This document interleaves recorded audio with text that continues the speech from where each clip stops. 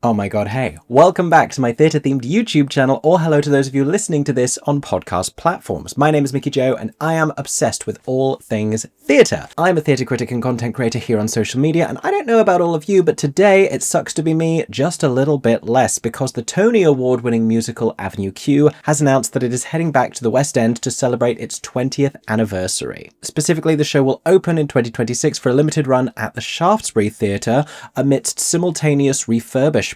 If you're thinking, how the heck does that work? Don't worry, I will explain. I actually got to be part of a Zoom call with producers Jamie Wilson and Kevin McCullum yesterday, in which they spoke about their passion for bringing the show back to the West End and why it was happening in the way that it was. Earlier today, the news was made public and a lot of people are very excited. And there are a couple of interesting things for us to consider about a 2026 West End return of Avenue Q. For one thing, the production is being called, rather than a revival, something of a revisal. We can speculate a little bit about what that might mean. Beforehand though, let me tell you everything that we know so far about this production, and also let's consider what casting might look like when it heads to the Shaftesbury Theatre next year. Is it going to be full of alumni like the recent original West End cast reunion concert, or talented new faces who were kids when Avenue Q first came out? Now, as always, I will be sharing all of my thoughts, but I would love to hear yours. Are you excited for Avenue Q at the Shaftesbury Theatre? Do you plan on getting tickets? Let everyone know in the comment section down below, and let us know where you've seen Avenue Q before. I've never actually seen the show in London, but I saw the original production on tour and then the subsequent tour of the Cellador non-replica production. So I'm particularly excited to finally get to see the show in the West End, and here are all the details about how I will.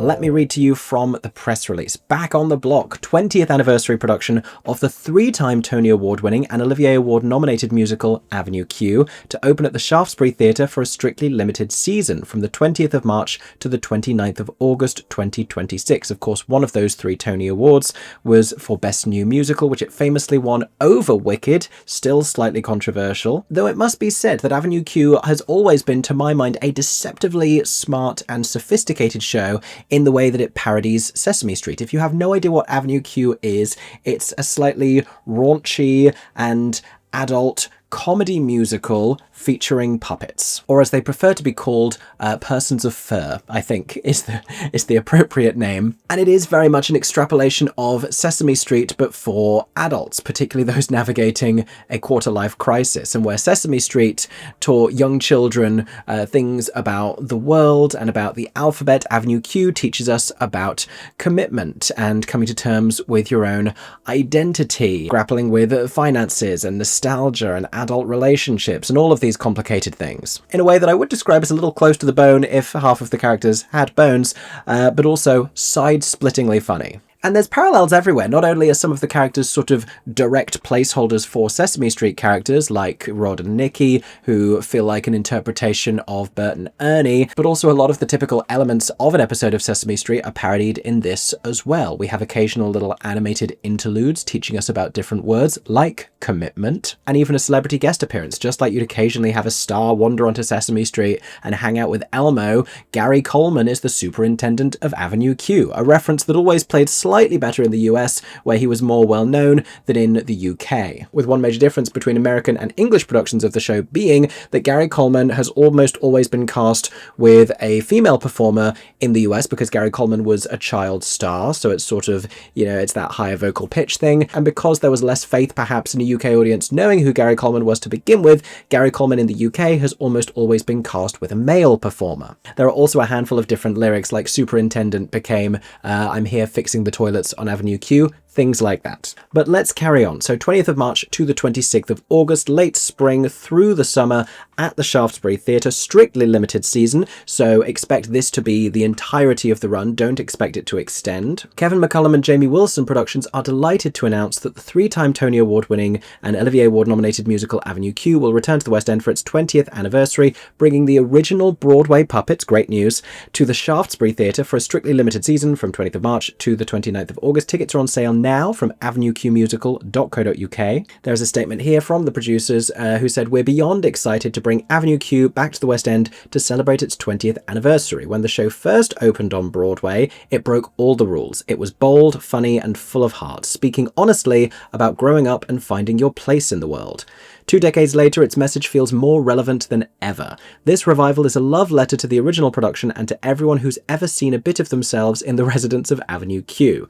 We can't wait to reintroduce this brilliantly irreverent, endlessly uplifting show to London audiences once again. Now, Avenue Q is jointly presented by the American producer Kevin McCullum, the show's original producer, who was also famously a producer on Rent and who champions many a new musical these days, as well as the man who has become his sort of regular London producing partner, Jamie Wilson, the two of them having met a couple of years ago. Yesterday, Jamie Wilson told a story about seeing Avenue Q in his adolescence and being hugely enamored with it, and how it's been a real passion of the two of them to try and find a way to bring Avenue Q back to London. Now, the reason why it's happening right here and right now at the Shaftesbury is not just because Jamie Wilson has a 10-year deal with the Shaftesbury Theatre doing all of its programming. It is specifically because the theatre is about to go under a little bit of restoration refurbishment in the kind of ceiling area. And the initial thinking was that this would mean it would have to be closed for a time. However, the brilliant minds at the Shaftesbury have found a way to close off the upper circle and install a false ceiling so that they can do work up there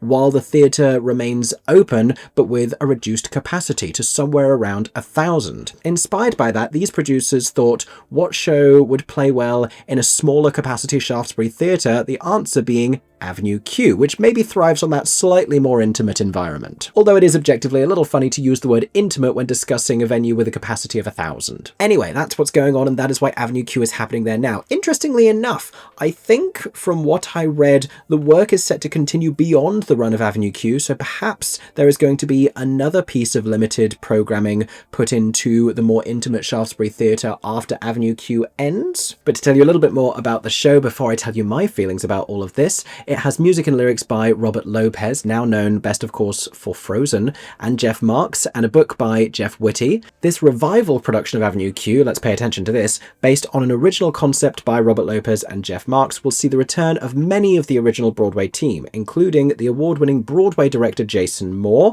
original Broadway puppets conceived and designed by Rick Lyon, alongside music orchestrations and arrangements by Stephen Aremus and set design by Anna Luizos. Joining them for this anniversary production, new creative, will be choreographer Ebony Molina, with casting by Pearson Casting CDG and other new UK creatives to be announced. Interesting. We have a little bit of a synopsis here as well. Fresh out of college and searching for his purpose, Princeton ends up in a shabby apartment on New York's rundown Avenue Q. He quickly meets his new and colourful neighbours, where together they navigate the life struggles of work, love, and paying the bills in their own hilarious way. Irreverent and irresistible, Avenue Q is the mischievous and charming musical full of infectious songs and lovable characters that will leave you smiling for days. Avenue Q first opened in the West End in 2006, this is interesting, at the Noel Coward Theatre, before transferring to the Gielgud Theatre, followed by the Wyndham's Theatre, all Delphont Mackintosh venues. It was originally produced in partnership with Sir Cameron Mackintosh in London, where it played its final performance on the 30th of October 2010. A really respectable run across those three theatres. A special concert production was performed at the Sondheim Theatre in 2024 to celebrate the show's 18th anniversary. Which means, I think, that Avenue Q is beginning to rival the likes of Chicago and 222 A Ghost Story for being one of the shows to have played the most different West End houses. This will be its fourth, fifth if you count the concert. But let's continue speculating a little bit more about what exactly the 20th anniversary production of Avenue Q is going to look like, and let me tell you how I feel about all of this.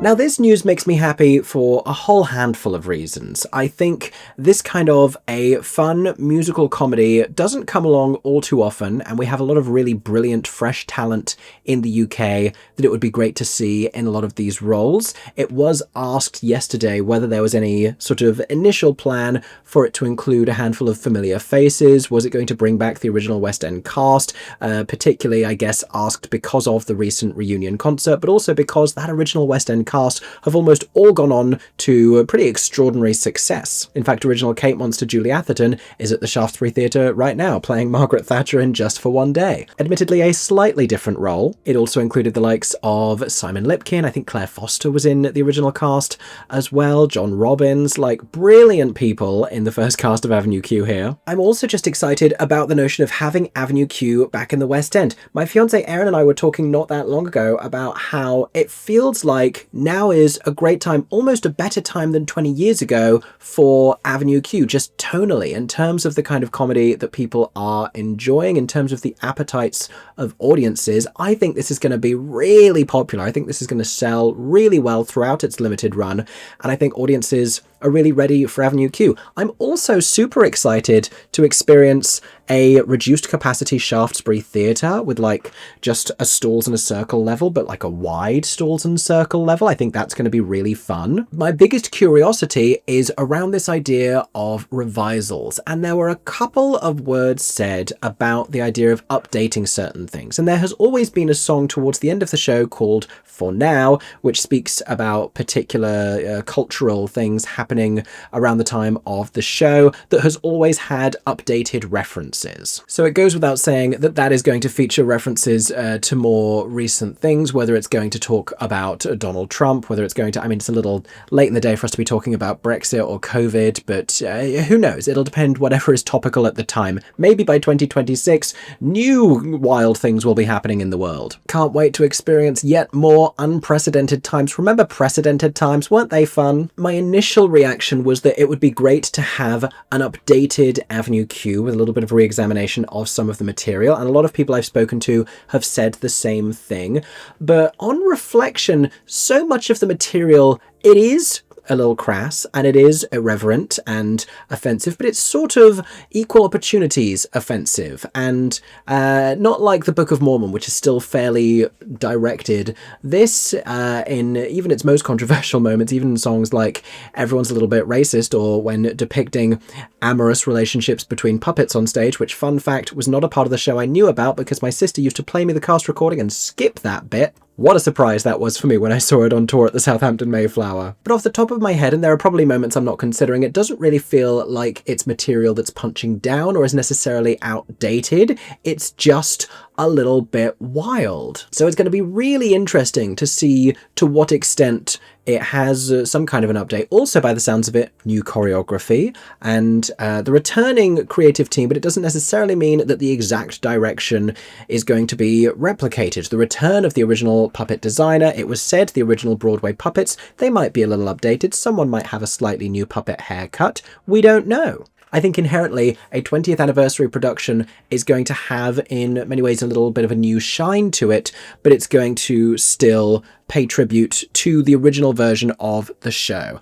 And it's one of those shows where I don't think any non-replica version has ever really improved on it, either aesthetically or in terms of the staging. I think it's such an iconic original production. Spring Awakening I find to be a similar example. I just don't know that it can really be done any better. So I'm excited to see that version of the show again. I also think that this is pretty great producing. Not only is it coming at a good time, but it's also clearly coming from a place of love, remounted by the show's original producer in conjunction with a producer who grew up watching the show, who has always loved it. And I'm thrilled that the Shaftesbury Theatre is getting this renovation work done, and it doesn't mean the theatre has to be dark, because we like for these theatres to have shows in, we like for them to be open, we like to have as many different shows on as possible, but we also like the theatres to be well maintained and taken care of. I love going to the theatre, but I really love when the roof doesn't fall down. That's like maybe my favourite thing. And it's great to see that so much work is being done on the Shaftesbury Theatre. They had a big refurbishment not too many years ago. And fun fact, it's one of very few commercial West End theatres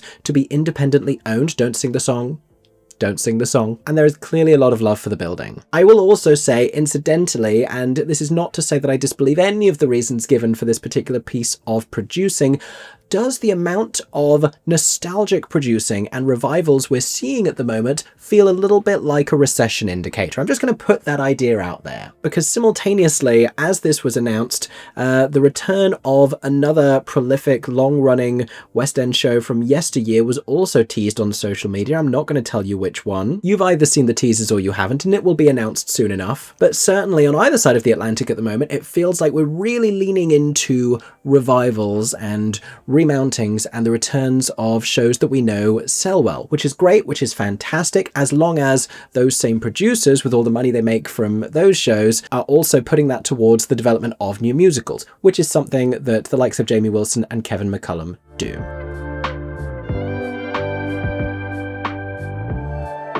Finally then, let's speculate about what casting could look like for this production, and I would love to hear all of your thoughts in the comments section down below.